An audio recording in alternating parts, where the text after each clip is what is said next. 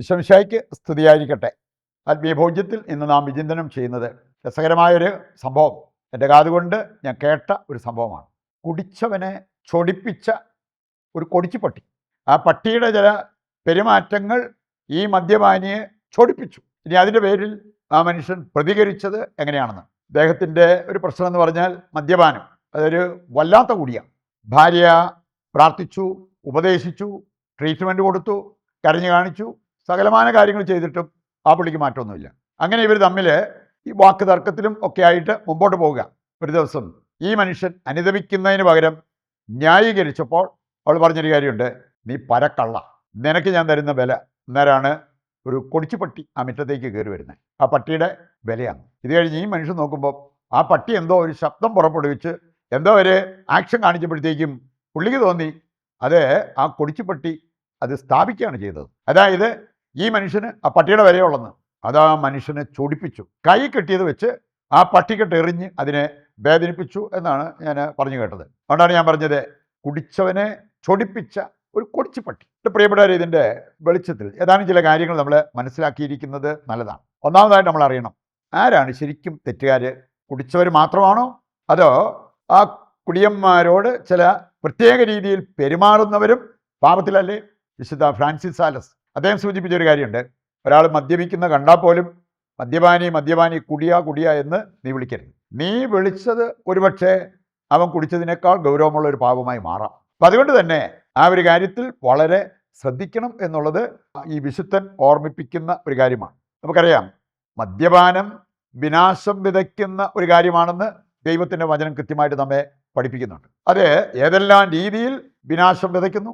ഒരു സ്ത്രീ സൂചിപ്പിച്ചൊരു കാര്യമാണ്: എൻ്റെ ഭർത്താവ് കുടിച്ചിട്ടില്ലേൽ തങ്കപ്പെട്ട സ്വഭാവം, നല്ല സ്വഭാവം. ഇനി കുടിച്ചാൽ തനിത്തറ.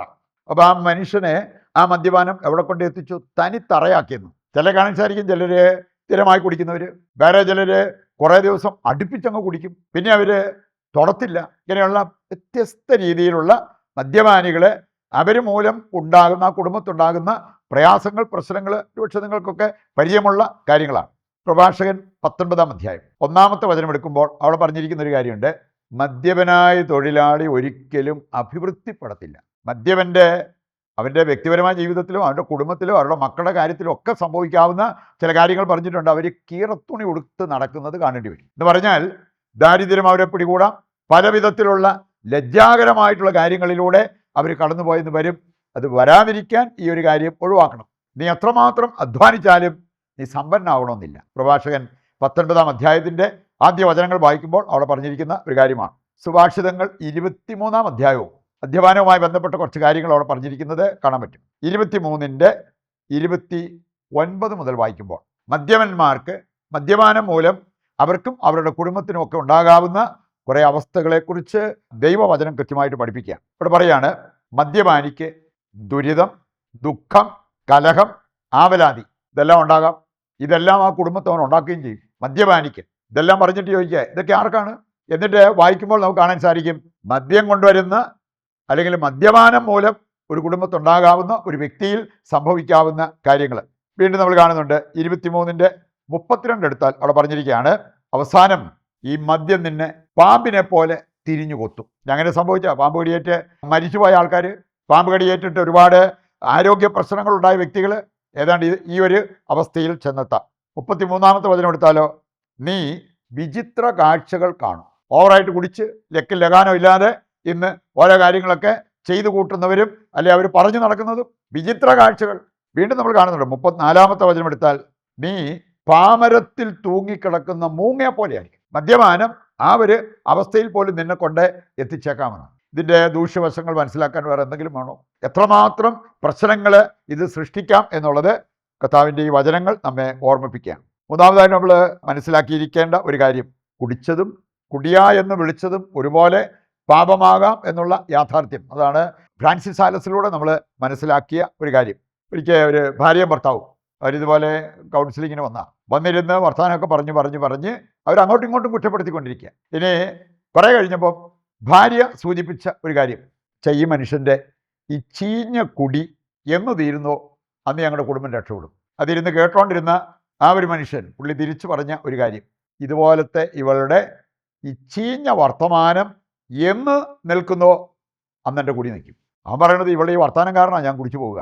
ഇനി അവൾ പറയുന്നത് ഈ മനുഷ്യൻ്റെ ഈ കുടി കാരണമാണ് ഞാനിങ്ങനെ സംസാരിക്കുക. രണ്ടുപേർക്കും വേണമെങ്കിൽ ന്യായീകരിക്കാം, സ്വയം ന്യായീകരിക്കാം. അതുകൊണ്ട് എന്ത് നേട്ടം ഉണ്ടാകാം? ഇനി അതിന് പകരം ഇവരാരെങ്കിലും ഒരാൾ തിരുത്താൻ തയ്യാറാകുമ്പോൾ മറ്റേയാളുടെ ജീവിതത്തിലും തിരുത്തൽ വരാൻ എളുപ്പമുണ്ടാകും എന്നുള്ളത് നാം തിരിച്ചറിയേണ്ട ഒരു കാര്യമാണ്. അവസാനമായി നമ്മൾ ചിന്തിക്കേണ്ടത്, നമുക്ക് നന്മ കൊണ്ടേ തിന്മയെ കീഴടക്കാൻ പറ്റത്തുള്ളൂ. ഏതെങ്കിലും ഒരു മദ്യപാനിയോട് പടവെട്ടി അവരെ മാനസാന്തരപ്പെടുത്താനൊക്കെ അത്ര എളുപ്പമുള്ള കാര്യമല്ല. നന്മ കൊണ്ട് തിന്മയെ കീഴ്പ്പെടുത്താൻ പറ്റും. റോമാലേഖനം 12-ാം അധ്യായം 21 വായിക്കുമ്പോൾ അവിടെ പറഞ്ഞിട്ടുണ്ട്, തിന്മ കൊണ്ട് തിന്മയെ കീഴ്പ്പെടുത്താൻ പറ്റില്ല. തിന്മയെ കീഴ്പ്പെടുത്താൻ ആരെങ്കിലും ആഗ്രഹിക്കുന്നുണ്ടോ, നന്മ കൊണ്ട് തിന്മയെ കീഴ്പ്പെടുത്താൻ പറ്റും. ആ വഴിക്ക് നീങ്ങാനുള്ള ഒരു പരിശ്രമം നമ്മുടെ ഭാഗത്തു നിന്ന് വന്നാൽ അതിന് അതിൻ്റേതായിട്ടുള്ള ഫലമുണ്ടാകും. ഈ ഒരു യാഥാർത്ഥ്യം സ്ഥാപിക്കുന്ന ഒരു സംഭവം ഞാൻ കേട്ടതാണ്. വിദേശത്ത് ഇവിടെ നാട്ടിൽ നിന്നുള്ള ഒരു മലയാളി കുടുംബം. ഭർത്താവ് അവസാനം പോയി മദ്യത്തിൻ്റെ അടിമയാണ്. പുള്ളിക്ക് ജോലിക്ക് പോലും പോകണമെന്നില്ല. പുള്ളി ജോലിക്ക് പോയാൽ ചിലപ്പോൾ അവിടെ നിന്ന് അധികം താമസിയാതെ അവർ ഫയർ ചെയ്യും. അതുപോലെ മദ്യത്തിൻ്റെ അടിമത്തം. പുള്ളി വണ്ടി എടുത്താൽ ചിലപ്പോൾ പുള്ളിക്ക് ടിക്കറ്റ് കിട്ടും, അതെ, മദ്യപിച്ച് വണ്ടി ഓടിച്ചതിന്. ഏതായാലും ഭാര്യ പോയത് ഒരു ലേറ്റ് ഉച്ച കഴിഞ്ഞ് പോയി കഴിഞ്ഞാൽ 11 കൂടി തിരിച്ചു വരാം. ഈ മനുഷ്യൻ സന്ധ്യ ആയതേ കൂടി തുടങ്ങിയിട്ട് അവസാനം ലക്കും ലഗാനും ഇല്ല. പുള്ളി പോയി നോക്കിയപ്പോഴത്തേക്കും സിഗരറ്റ് പാക്കറ്റ് എടുത്ത് നോക്കിയപ്പം അതിനകത്ത് സിഗരറ്റ് ഇല്ല. അപ്പോൾ പുള്ളിക്ക് കുടിച്ചാൽ വലിക്കുകയും ചെയ്യണം. അതാണ് രണ്ടും ചേർന്ന് പോകുന്ന കാര്യങ്ങളാണ്. പുള്ളി ഭാര്യയെ വിളിച്ചിട്ട് പറഞ്ഞു, നീ എനിക്കൊരു പാക്കറ്റ് സിഗരറ്റ് വാങ്ങിച്ചുകൊണ്ട് വന്നേക്കണം. എന്നാ പറ്റി?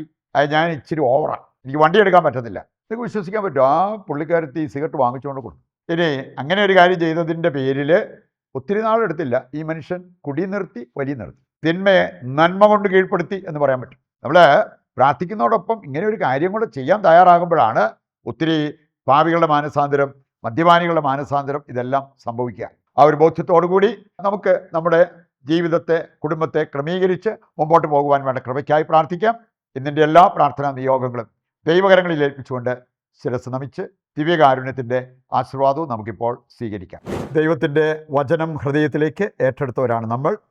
ദിവ്യകാരുണ്യത്തിൻ്റെ ആശീർവാദത്തിനായിട്ട് നമ്മൾ പ്രാർത്ഥിച്ചൊരുങ്ങുന്നു. നിങ്ങളുടെ പ്രത്യേക നിയോഗങ്ങളെല്ലാം ഈ അൾത്താരയിൽ സമർപ്പിച്ച് ദൈവത്തിൻ്റെ അനുഗ്രഹത്തിനായിട്ട് യാചിക്കുക. നമ്മുടെ പ്രാർത്ഥനാ നിയോഗങ്ങൾ കർത്താവ് കൈക്കൊള്ളുന്നു എന്ന വിശ്വാസത്തോടെ ദൈവത്തെ സ്തുതിച്ചുകൊണ്ട് ദിവ്യകാരുണ്യത്തിൻ്റെ ആശീർവാദം നമുക്കിപ്പോൾ സ്വീകരിക്കാം. യേശുവേ നന്ദി, ഹല്ലേലൂയ. യേശുവേ ആരാധന, യേശുവേ നന്ദി, യേശുവേ സ്തുതി.